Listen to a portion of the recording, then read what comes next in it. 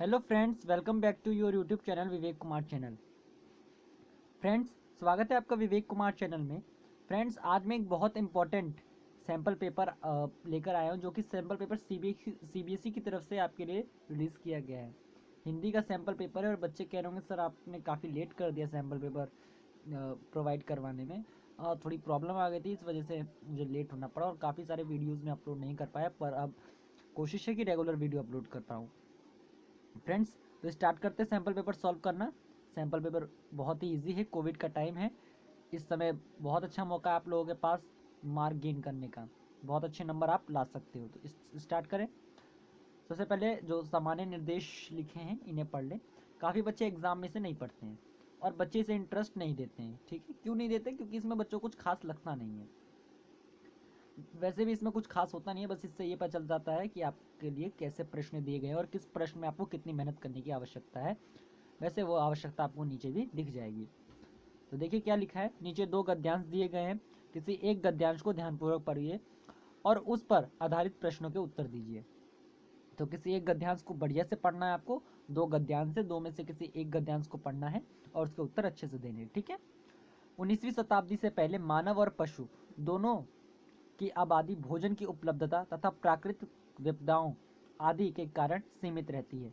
कालांतर में जब औद्योगिक क्रांति के कारण मानव सभ्यता की समृद्धि में भारी वृद्धि हुई, तब उसके परिणाम स्वरूप कई पश्चिमी देश ऐसी बाधाओं से लगभग अनिवार्य रूप से मुक्त हो गए। इससे वैज्ञानिकों ने अंदाजा लगाया कि अब मानव जनसंख्या विस्फोटक रूप में बढ़ सकती है, परंतु इन देशों में परिवारों का औसत आकार घटने लगा था और जल्दी ही समृद्धि और प्रजनन के बीच एक उल्टा संबंध प्रकाश में आ गया था। ठीक। जीव वैज्ञानिकों ने मानव समाज की तुलना जानवरों की दुनिया से कर इस संबंध को समझने की कोशिश की और कहा कि ऐसे जानवर जिनके अधिक बच्चे होते हैं वे अधिकतर प्रतिकूल वातावरण में रहते हैं और ये वातावरण प्राय उनके लिए प्राकृतिक खतरों से भरे रहते हैं। चूंकि इनकी संतानों के जीवित रहने की संभावना कम होती है, इसलिए कई संतानें पैदा करने से यह संभावना बढ़ जाती है कि उनमें से कम एक या दो जीवित रहेंगी। ठीक है। देखिए, ये पैसेज बेसिकली मानव जाति के आरंभ होने का है। ठीक है। मानव जाति का जो स्टार्टिंग का टाइम रहा लगभग 19वीं शताब्दी से, जो पहले का आपका जो टाइम रहा जब आबादी जो है बहुत तेज़ी से बढ़ रही थी, उस टाइम की ये बात है। ठीक है। जिसमें पश्चिमी सभ्यताओं का भी उल्लेख किया गया है। ठीक है, जिसे आज हम यूरोपीय सभ्यता भी कह सकते हैं। ठीक है।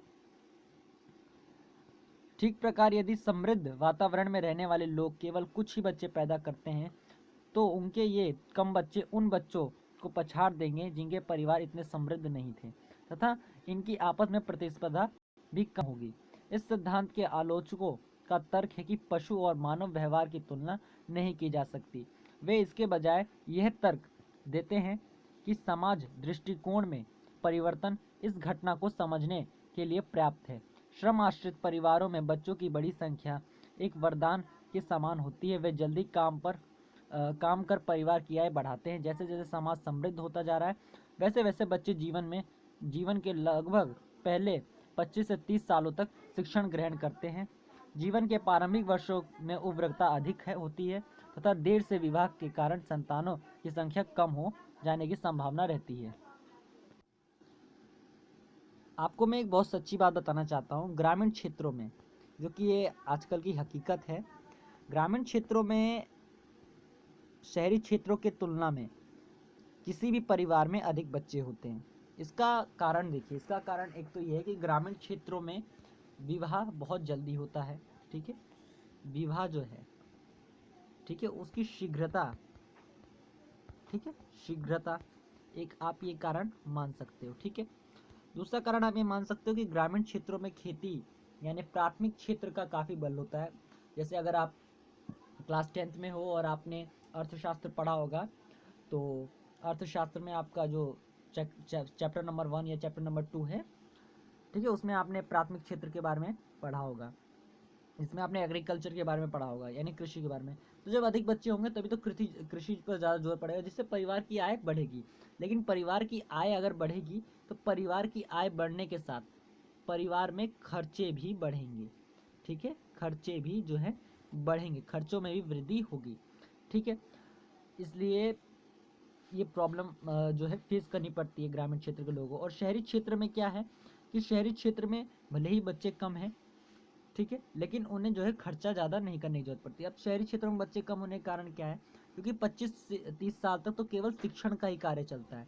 एक अनुमान लगा लेते हैं अगर हम अभी का सर्वे कि 25 साल तक शिक्षण चला, अपना करियर बनाने में अगर इंसान को 5 साल भी लगा तो 30 साल हो गया। ठीक है, 30 साल का उसका जीवन है। अगर हम उसके विवाह की बात करें तो लगभग अगर हम एक टाइम पीरियड ले तो 32 साल हो गया। 32 साल का जो है टाइम पीरियड हो गया, टाइम पीरियड हो गया जो कि इंडिया में देखा जाता है। ठीक है, अब 32 साल है, उसका विवाह हुआ।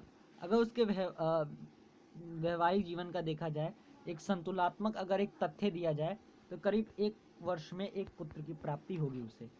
और आज की जनरेशन में जो कि जनसंख्या वृद्धि एक जटिल समस्या के रूप में भारत देश के सामने आ रही है, जनसंख्या वृद्धि, अगर कोई भारत देश का व्यक्ति उसके बारे में सोचता होगा तो वन चाइल्ड पॉलिसी को वो अपनाएगा।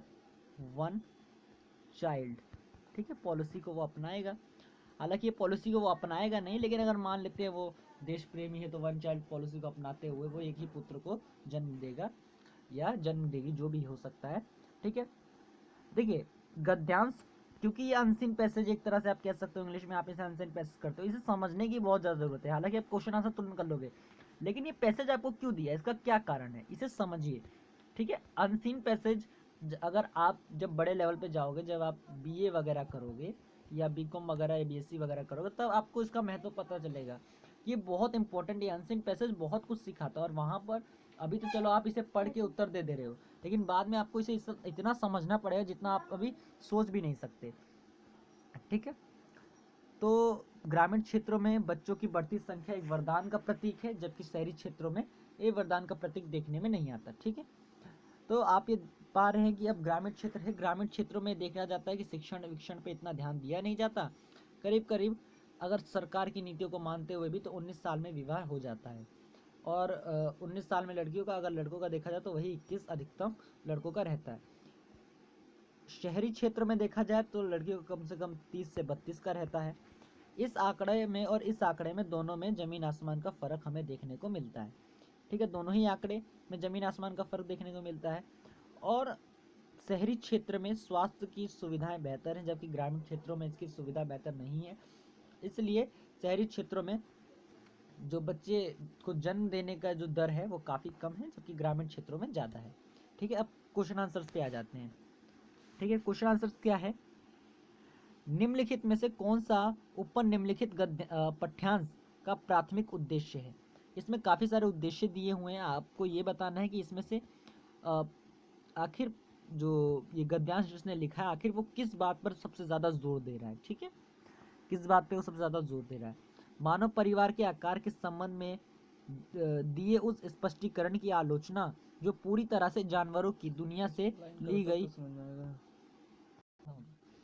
ठीक है, उम्मीद आप समझ रहे होंगे। ये देखिए, ये आपका क्वेश्चन है। ठीक है, अब देखिए, पहला है मानव परिवारों के आकार के संबंध में दिए उस स्पष्टीकरण की आलोचना जो पूरी तरह से जानवरों की दुनिया से ली गई टिप्पणियों पर आधारित है। पहला ऑप्शन ये है। ठीक है, दूसरा है औद्योगिक क्रांति के बाद अपेक्षित जनसंख्या विस्फोट न होने के कारणों की विवेचना, एक दूसरा पॉइंट आपके सामने ये है। तीसरा पॉइंट है औद्योगिक क्रांति से पहले और बाद में पर्यावरणीय प्रतिबंधों और सामाजिक दृष्टिकोण से परिवारों का आकार कैसे प्रभावित हुआ तथा अंत संबंध दर्शाना, एक तो आपका ये पॉइंट हो गया तीसरा। और अब चौथा पॉइंट, आखिरी पॉइंट, परिवार का आकार बढ़ी हुई समृद्धि के साथ घटता है। इस तथ्य को समझने के लिए दो वैकल्पिक सिद्धांत प्रस्तुत हैं। पहले वाला लगभग थोड़ा बहुत सही देखने को मिल रहा है, लेकिन वो स्पष्ट नहीं कर पा रहा, उस भावार्थ को स्पष्ट नहीं कर पा रहा जो भावार्थ परीक्षक चाह रहा है। आपकी जो कॉपी चेक करने परीक्षक बैठा है वो भावार्थ का भूखा है, उसे वो भाव चाहिए जो भाव पहले में कहीं कतई नहीं दिख रहा है, तो पहला आपको खारिज कर देना है। ठीक है। दूसरा, औद्योगिक क्रांति के बाद अपेक्षित जनसंख्या विस्फोट न होने के कारण, ये तो एक तथ्य है। इसमें बताना है कि आखिर प्राथमिक उद्देश्य क्या, आखिर उसका उद्देश्य, ये तो एक तथ्य हो गया नॉर्मल से, कोई उद्देश्य नहीं हो सकता। क्रांति, औद्योगिक क्रांति के बाद या पर्यावरणीय प्रतिबंधों, हाँ ये उद्देश्य हो सकता है, लेकिन पूर्णतः हम इसे भी नहीं कह सकते। लेकिन चौथा जो है ये हमारा पूर्णतः उद्देश्य है। ठीक है। इसके लिए हमारे पास तथ्य भी हैं, मजबूत तथ्य हैं, जो कि इसका प्राथमिक उद्देश्य है। तो आपका फोर्थ जो है आपका आंसर हो जाएगा। ठीक है। आंसर नंबर सेकंड, पाठ्यांश के अनुसार निम्नलिखित में से कौन सा जनसंख्या विस्फोट के विषय में सत्य है। ठीक है, इसमें से कौन सा जनसंख्या विस्फोट के मामले में सत्य है। पश्चिमी देशों में यह इसलिए नहीं हुआ क्योंकि औद्योगिकरण से से प्राप्त समृद्धि ने परिवारों को बच्चों की शिक्षा की विस्तृता अवधि को वहन करने का सामर्थ्य प्राप्त किया। आखिर जनसंख्या इतनी क्यों बढ़ी, आखिर जनसंख्या बढ़ने का क्या कारण रहा, आखिर इतना विस्फोट क्यों हुआ जनसंख्या का। ठीक है, ये एक प्रश्न है। तो पश्चिमी देशों में इसलिए नहीं हुआ क्योंकि औद्योगिकरण, ये कोई उत्तर नहीं है।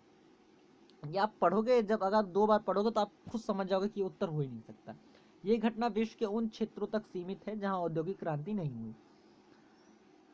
ठीक, ये भी हो सकता है, परंतु इसमें भी वो भावार्थ मिल नहीं रहा। श्रम आधारित अर्थव्यवस्था में केवल उद्योग के आधार पर ही परिवार का आकार निर्भर था। ठीक है, इसकी भविष्यवाणी पश्चिमी देशों में औद्योगिक क्रांति के समय जीवित कुछ लोगों द्वारा की गई। आपका आंसर फोर्थ होगा। ठीक है, इट इज योर आंसर, यह आपका उत्तर है। अंतिम अनुच्छेद निम्नलिखित में से कौन सा कार्य करता है। यह अंतिम अनुच्छेद जो आपका लास्ट अनुच्छेद है वो कौन सा कार्य करता है। ठीक है, लास्ट अनुच्छेद देखते हैं। अंतिम अनुच्छेद निम्नलिखित में से कौन सा कार्य करता है।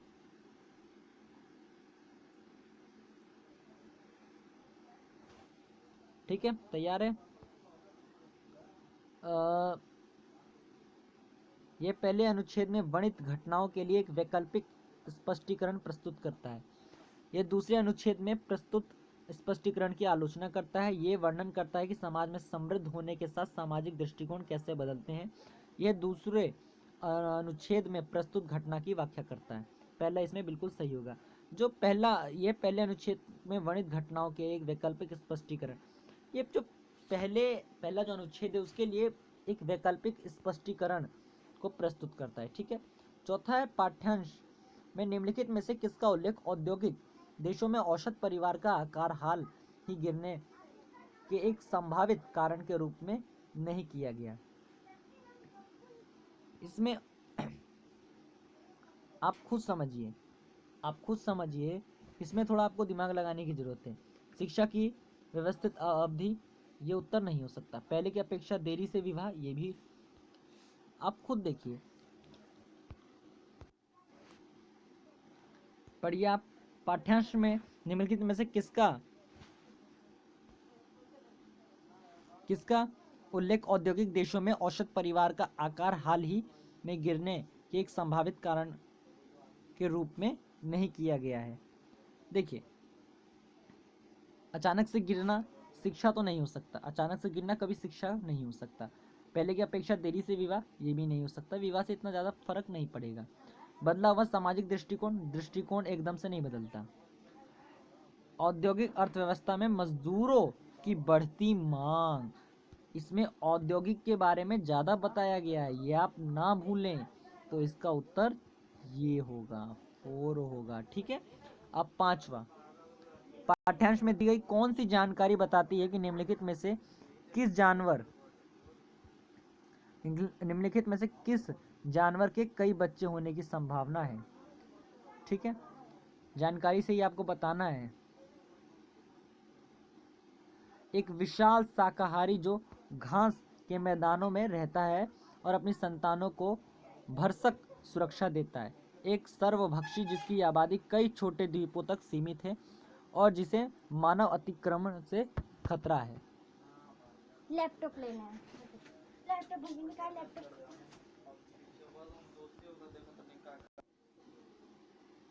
ठीक है।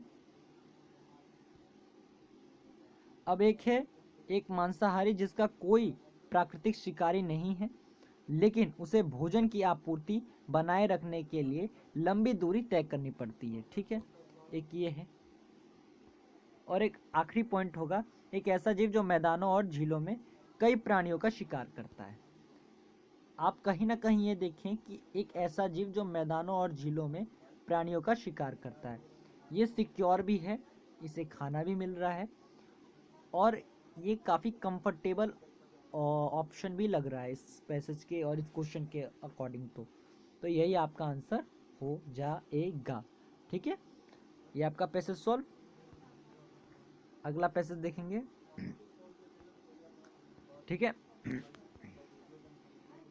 अगला पैसेज ज़्यादा डिफिकल्ट नहीं है, अगला पैसेज भी इजी सा है। ठीक है ठीक है, स्टार्ट करें पढ़ना। विज्ञान शिक्षण के पक्षधरों ने कल्पना की थी कि शिक्षा में इस देखिए, वैसे तो ये पैसेज इतना इम्पोर्टेंट नहीं लग रहा, लेकिन क्योंकि ये सैम्पल पेपर में तो हमें इसे पढ़ना ही चाहिए। By the way I think मैं आपको इतनी सलाह दूंगा कि इसे हम नेक्स्ट वीडियो में करेंगे, बिकॉज अभी थोड़ा टाइम हो चुका है, तो इसे हम नेक्स्ट वीडियो में ज़रूर क्लियर करेंगे। ओके फ्रेंड्स, अगर आप हमारे चैनल पर नए हो तो चैनल को जरूर सब्सक्राइब कर लें, वीडियो को लाइक करें, वीडियो को ज़रूर शेयर करें। ये पार्ट 1 है आपके लिए, पार्ट 2 भी मैं बनाऊँगा, पार्ट 3 भी बनाऊँगा, पार्ट 4 भी बनाऊँगा। ठीक है, तो आप तैयार हैं पार्ट के लिए। Thank you.